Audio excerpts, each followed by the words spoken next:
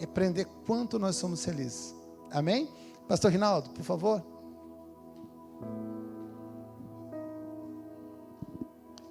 Boa noite, paz seja convosco.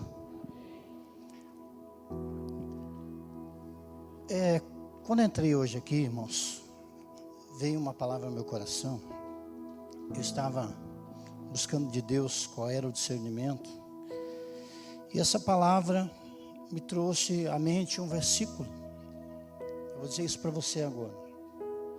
A primeira palavra que Deus colocou no meu coração, talvez tenha sido uma oração que você fez, um questionamento.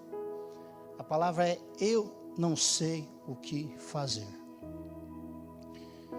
Então, o Senhor falou ao meu coração: diga para eles, eu sei os planos que eu tenho para vós. Planos de paz. Você está precisando de paz? Quem está precisando de paz?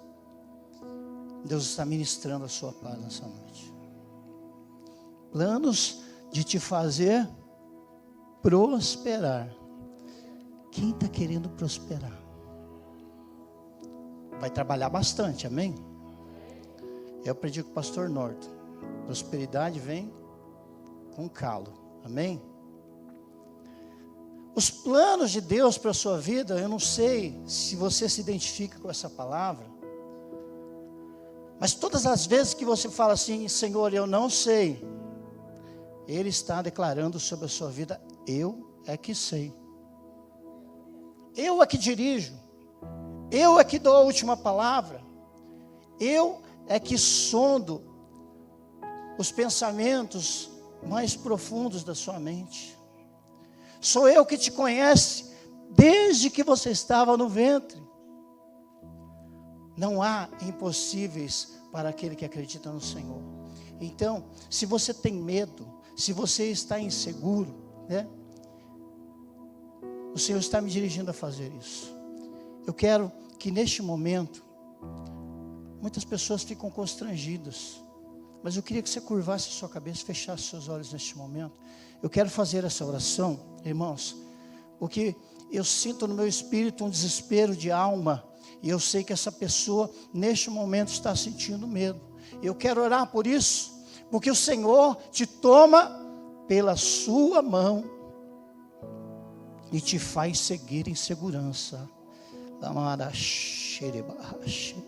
Deus, em nome de Jesus, Tu sabes, Senhor, que eu sou temente à Tua palavra. Tu sabes do zelo que tenho, Senhor, por aquilo que o Senhor quer fazer. E que neste momento, Senhor, a minha alma se aperta, Senhor.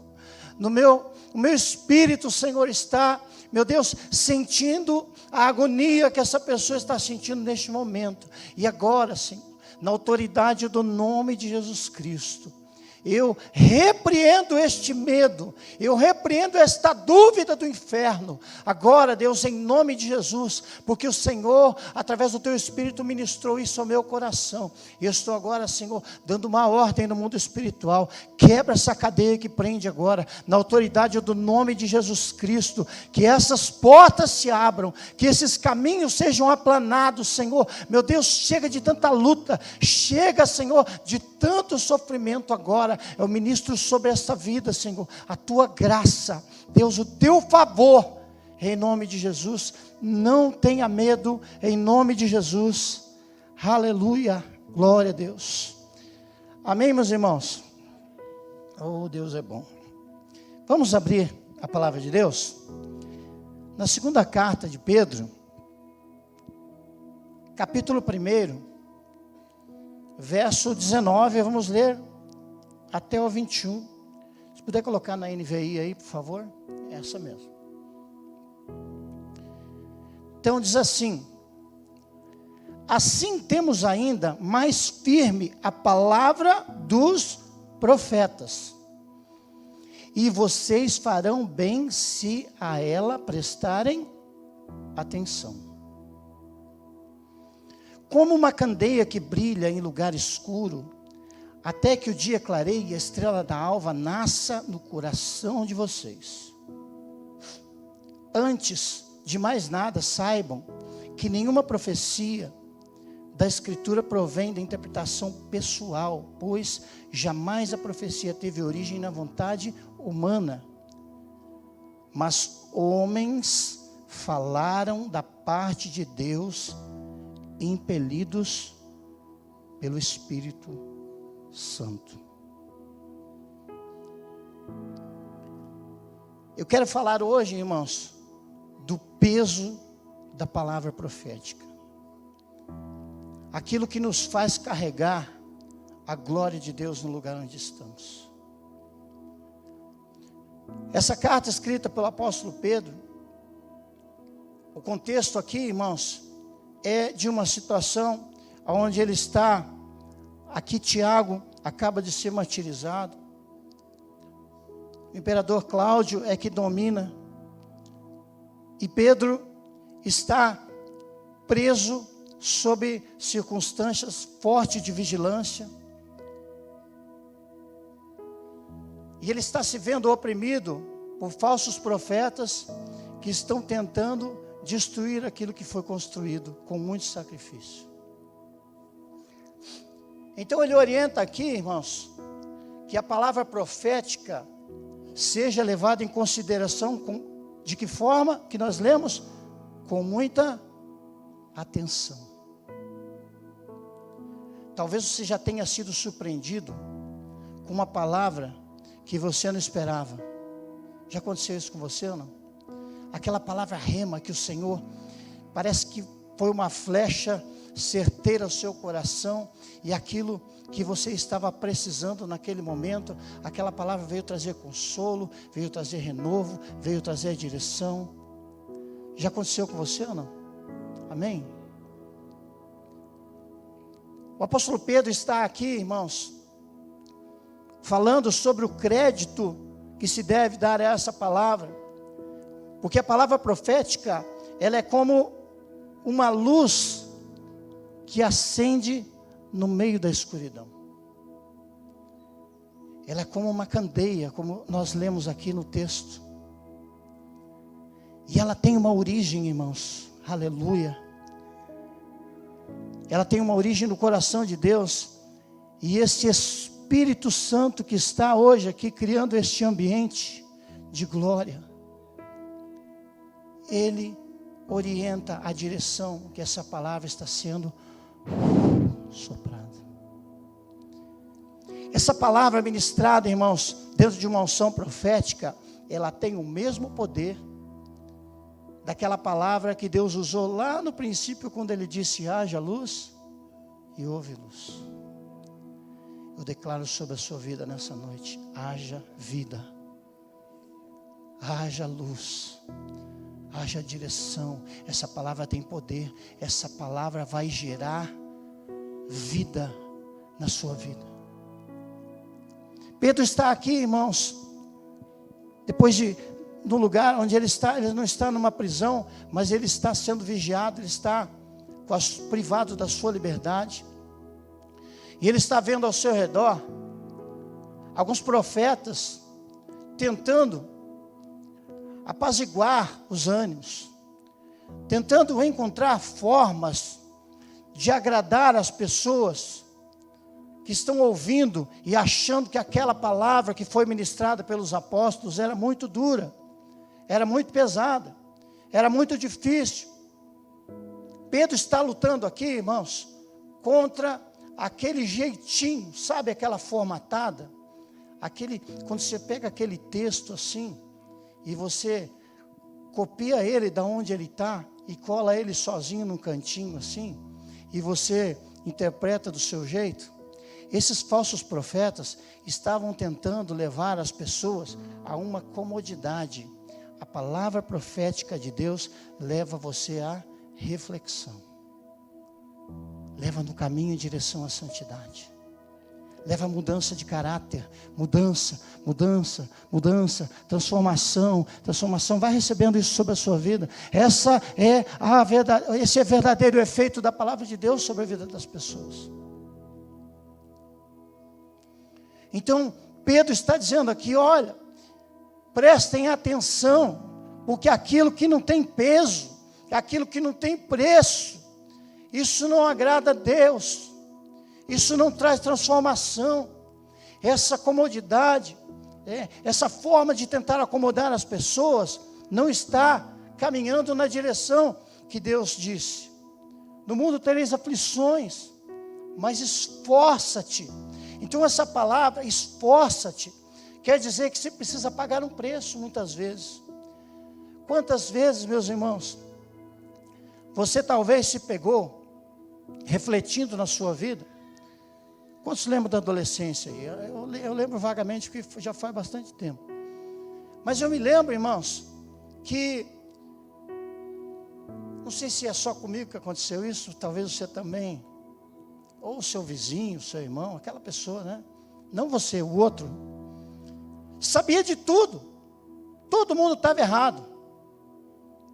Eu que era aquela pessoa que conhecia tudo. Meus pais estavam muito velhos, ultrapassados, não sabiam mais o que estavam dizendo, estavam gagá. Faz sentido para você isso aí ou não? Você conhece alguém que era assim ou não? Sim ou não? Nós temos, irmãos, a falsa ilusão, muitas vezes, de que está tudo tranquilo, de que está tudo suave, né? Como diz o jovem de hoje. Mas sabe o que acontece, irmãos? Já ouviu falar no espinho no ninho? Às vezes o Senhor dá uma cutucada e coloca um espinho no ninho. E quando você está se ajeitando, se acomodando, sabe, quando você pega o travesseiro, assim, aquela ajeitadinha assim, você acha aquela posição, aí dá aquela cutucada. Irmãos, é Deus falando para que haja mudança. Infelizmente, irmãos, essas palavras, elas são muito populares. Porque todas as vezes, né, que a unção profética vinha sobre o servo de Deus, ele vinha, muitas vezes até vinha uma promessa, mas vinha com uma condição: se creres e obedeceres. Aí, se você pegar a parte B do versículo só, legal, comereis o melhor dessa terra, eu quero só essa parte. Mas crer e obedecer, muitas vezes, paga-se um preço para fazer isso. Aqui o apóstolo Pedro, na sequência do texto, ele ressalta, não é mais aquele pescador cascudo, arrancador de orelha, iletrado, ignorante, nervoso, sanguíneo, explosivo. Agora esse homem aqui é um homem transformado, irmãos. E sabe por que ele foi transformado? Porque ele foi contemporâneo do maior profeta que já existiu. E ele fez o que ele falou lá no começo: vocês farão bem se nela prestarem atenção. Você tem prestado atenção no que Deus tem falado com você? Às vezes, irmãos, nós precisamos na nossa vida de uma pequena correção de rota. Não é que você desviou, não é que demoniou, não é nada disso. Mas às vezes, irmãos, se você for imaginar no destino de uma aeronave, né, dependendo da distância, se ela desviar 1 centímetro para o lado, depende da velocidade do lugar, da distância onde ela está indo, ela pode parar no outro estado, até no outro país. Então sabe o que a palavra profética faz, irmãos, na prática? Ela ajusta a nossa rota. Às vezes ela vem em forma de um chute na canela. A palavra profética, irmãos, que nos leva a arrependimento, ela tem estágios do seu funcionamento. Primeiro ela atinge a nossa mente. Você tem que entender o que Deus está dizendo. É preciso compreender, abrir o seu coração para que essa palavra venha. Então depois você tem que sentir essa palavra. É como um rio fluindo no seu interior.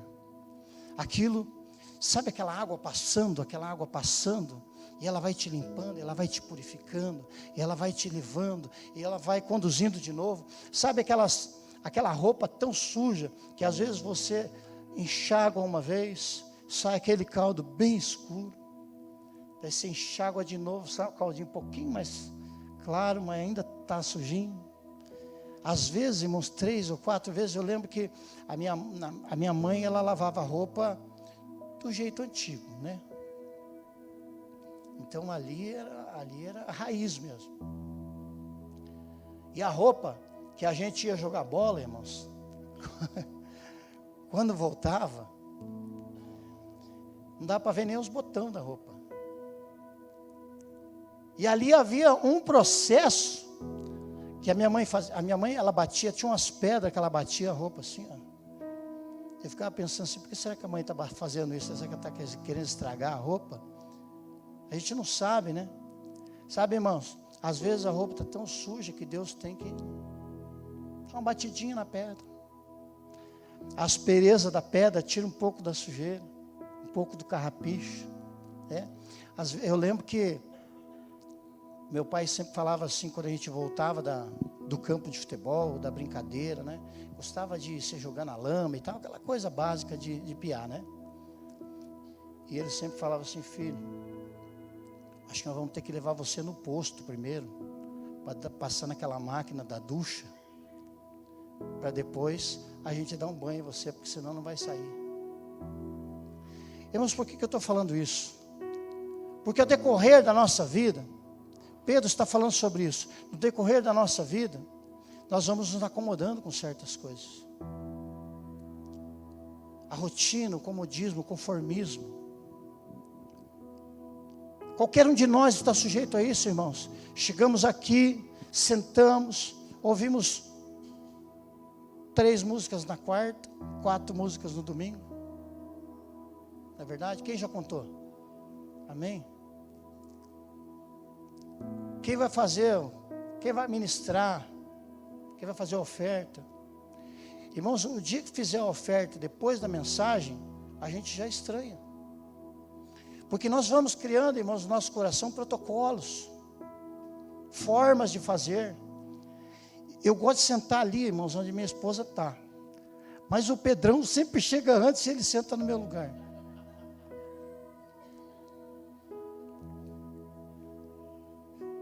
A gente vai criando, irmãos, hábitos. Vai criando formas. Vai acostumando com a palavra. Vai acostumando com a mensagem. Hoje o pastor está um pouco mais aleluiado do que ontem, do que domingo passado. E assim, irmãos, a comodidade começa a tomar conta do nosso coração. E aquela obra que o Senhor estava fazendo, para. E ela só depende da credibilidade que eu dou a essa palavra. Às vezes, irmãos, as nossas opiniões sobre nós mesmos podem divergir um pouco. Deixa eu ver se eu acho aqui a frase. Irmãos, a filosofia bem usada, ela é uma bênção, mas tem que tomar cuidado, né? Eu li algo esses dias de um filósofo. Eu confesso que eu demorei a entender, porque a frase é tão longa que quando você termina de ler, você já esqueceu o começo. Mas ela tem muito sentido para a nossa vida, preste atenção. Os circuitos de consagração social são tanto mais eficazes quanto maior a distância social do objeto consagrado. É difícil mesmo de entender, eu demorei um pouquinho. Vou te dar um exemplo prático para você entender. O circuito de consagração social, ou seja, o seu momento de evidência, certo? Ele é mais eficaz quanto maior a distância desse objeto, mais eficaz é a comunicação, mais eficaz é o entendimento daquele objeto. Vou te dar um exemplo prático. Imagine que você está, pastor Norte, você está num concurso de beleza. Você vai passar por 3 juízes importantes. A primeira é a sua mãe. O segundo é o seu camarada, o Nilo, que é o seu parceiro, aquele parceirão de sempre. E o terceiro é um cara que você nunca viu. Ele está ali, pegaram ele isoladamente. Então nós vamos julgar a beleza do pastor Norton. Qual é a opinião de mais credibilidade. Da mãe é que não é, né? Do amigo, muito menos. Daquele cara estranho, sim ou não? Quem entendeu isso? Então, quanto maior a distância do objeto consagrado, maior a credibilidade, certo? Qual é a pior opinião possível sobre mim mesmo? A minha. Distância zero. Às vezes, irmãos, eu não sou tão bonito quanto eu acho, ou quanto a minha mãe tem certeza, ou tão inteligente, ou tão ungido, ou tão espiritual, ou tão abençoado. Nós precisamos, irmãos, aprender a dar a vazão, e supostamente estejamos errados em algum momento da nossa vida. Uma pessoa, irmãos, que é uma referência, para a minha vida já há alguns anos, é o meu pastor. E eu tenho certeza que dentro da experiência dele, se eu perguntar para ele, pastor, o senhor já se arrependeu de alguma coisa na sua vida? Com tudo que ele carrega, eu tenho certeza que ele vai dizer que já se arrependeu. Sabe o que eu queria, irmãos? Eu queria trabalhar para comprar o Maverick, pastor Norton. Lembra?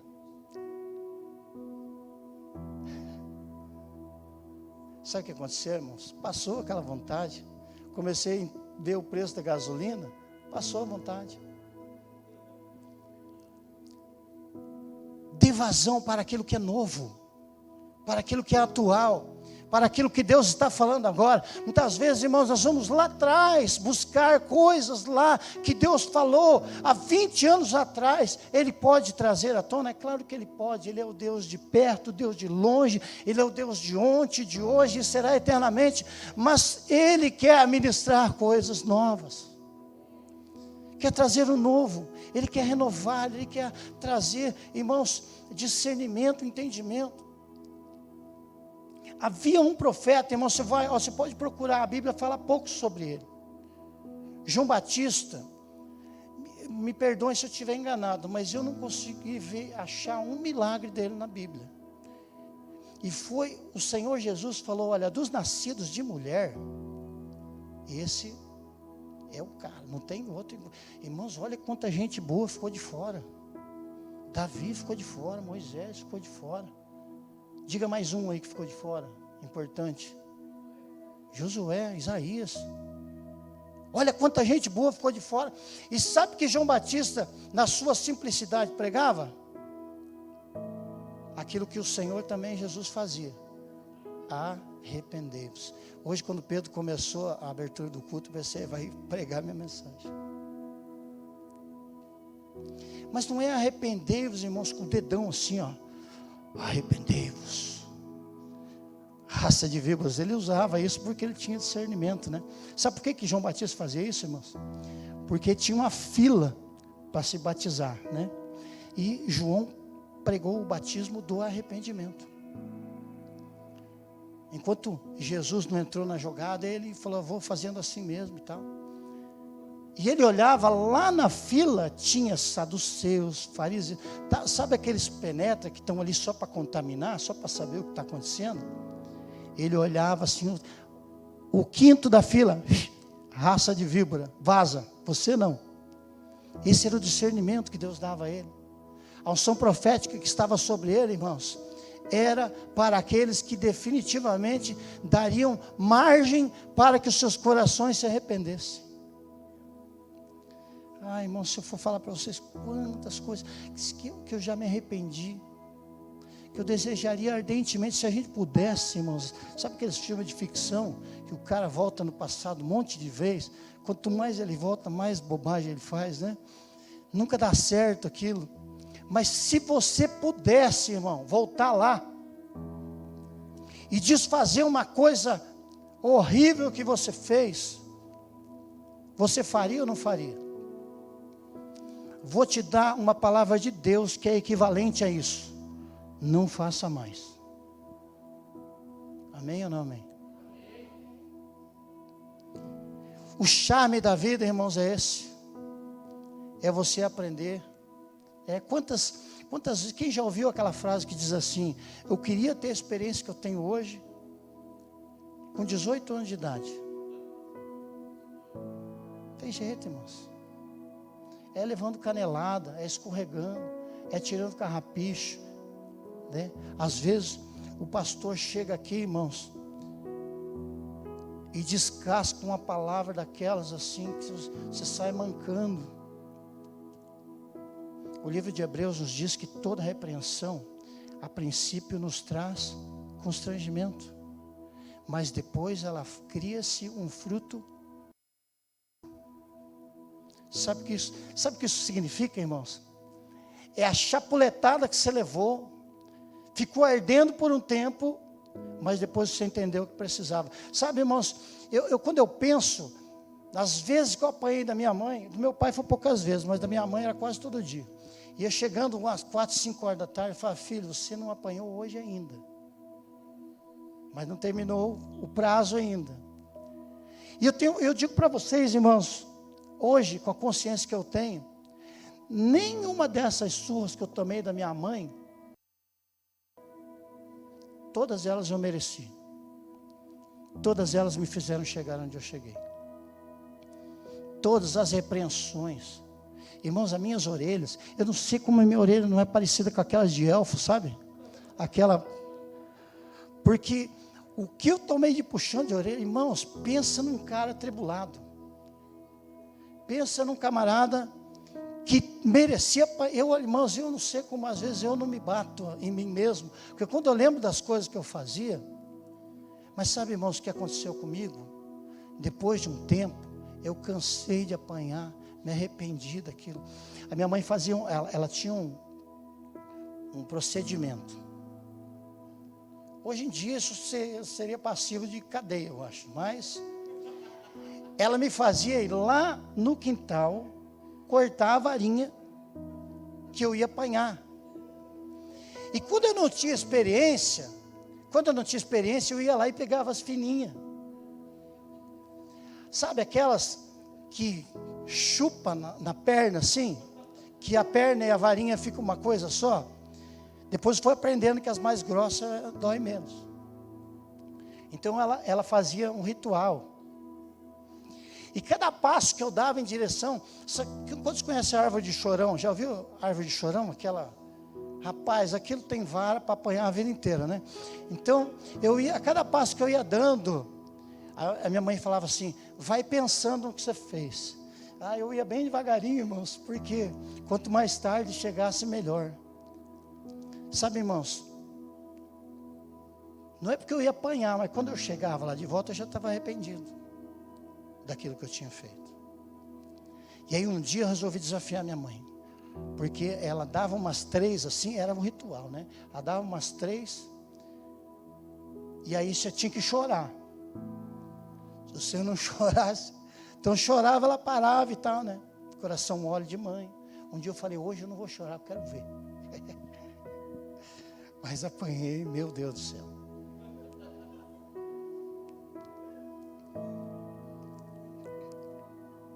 Às vezes, irmãos, é preciso se debruçar na presença do Senhor e chorar.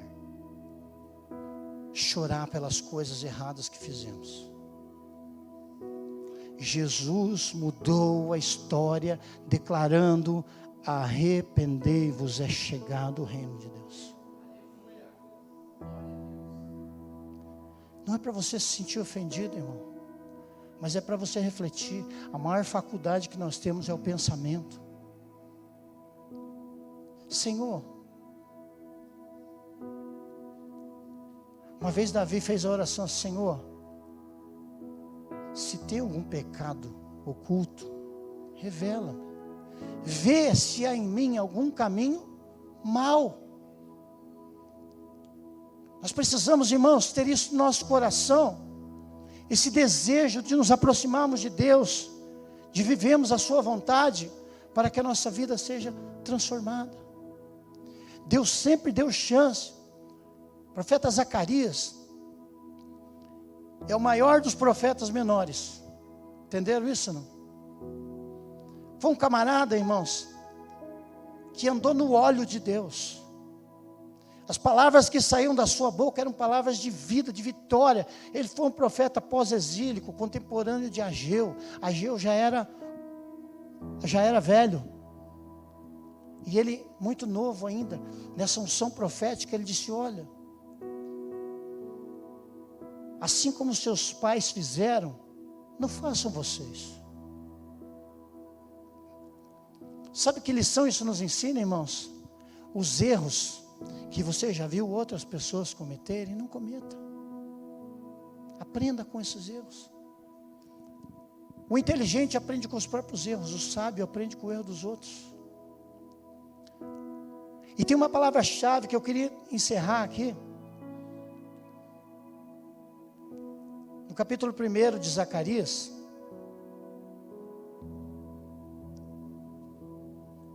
ele fala assim: tornai-vos a Deus, e Ele se tornará a vós. Vamos ficar de pé?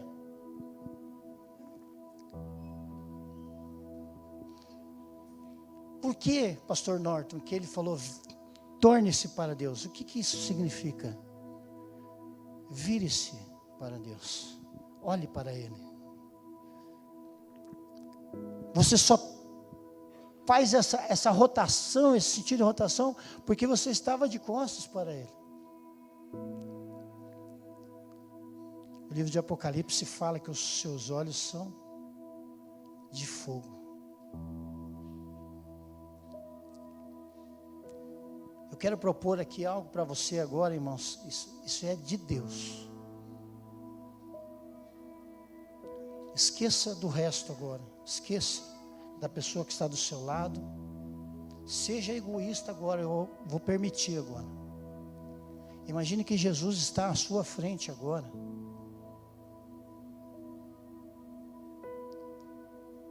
E Ele vai falar para você aquela palavra que Ele disse para o cego: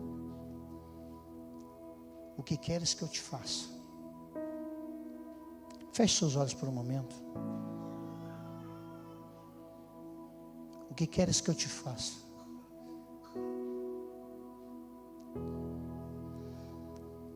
Talvez você tenha pensado em bens materiais, ou em algo que você está precisando. Se você pensou isso, não tem problema nenhum, mas eu vou te dar mais uma chance. Pense nas coisas que vêm do alto. Pense nas coisas que vêm lá do céu. Peça algo para Deus agora, para a sua vida espiritual. Peça algo para Deus agora que vai te fazer crescer, frutificar, multiplicar. Talvez aquela perna manca que está arrastando, aquele fluxo de sangue que está pingando como um carro velho que está vazando óleo. Peça isso para o Senhor, peça para o Senhor consertar esse vazamento agora. O Senhor está fazendo fluir vida neste lugar agora. Oh, aleluia, eu vejo pelos olhos da fé, pessoas recebendo como torrentes de água sobre as suas cabeças. Eu vejo, irmãos, como cachoeiras caindo sobre este lugar. Torrentes de água, rios de água viva. Lavando, purificando. Deus, eu não consigo lidar com isso. Fale para Ele isso agora. Deus, eu não consigo vencer isso. Fale isso para Ele agora. O Senhor está declarando: o que queres que eu te faça? Quais são os teus planos para que Deus te leve no lugar onde Ele deseja que você vá? Senhor meu Deus, eis aqui, Senhor, um povo que hoje, Senhor, pela Tua palavra, deu atenção à Tua palavra. E assim como o Teu Espírito Santo me direcionou, Senhor, eu vejo pelos olhos da fé no meio do Teu povo nessa noite, Senhor, muitos presentes espirituais, Senhor. Este camarrabachou, Irmãos, eu vejo algumas pessoas como se fosse uma faca. Ela não chega a ser uma espada. É uma faca um pouco comprida, mas não chega a ser uma espada. E é uma faca muito aguda. A Bíblia nos revela no livro de Hebreus que essa faca, simbolizando a palavra de Deus, ela penetra ao ponto de dividir juntas e medulas, fazendo a divisão entre alma e espírito. Isso tem um propósito. Eu vou declarar essa palavra sobre a tua vida nessa noite. Essa faca, ela perscruta o seu interior agora.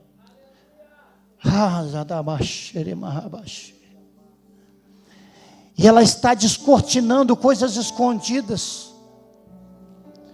Ela está trazendo para fora aquilo que precisa ser curado. Talvez ao longo desses dias você descubra coisas sobre você que você não sabia.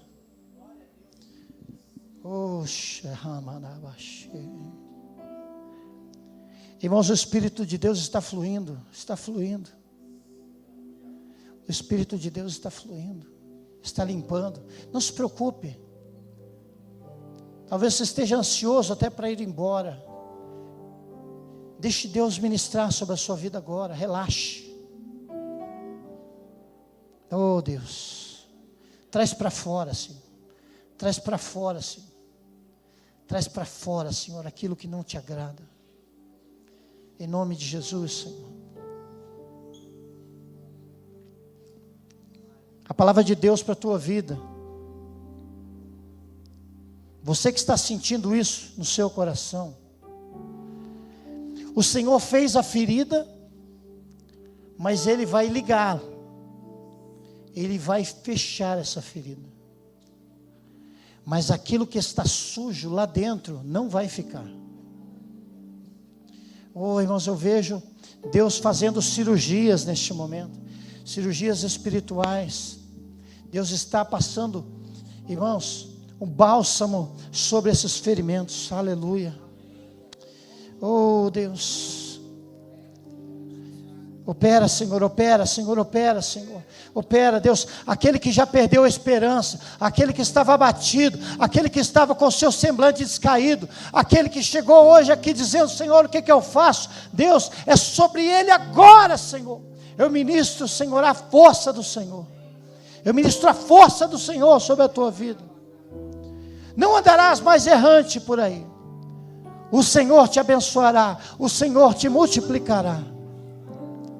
Eu vejo a sua ferida agora ligada, em nome de Jesus, Senhor. Em nome de Jesus.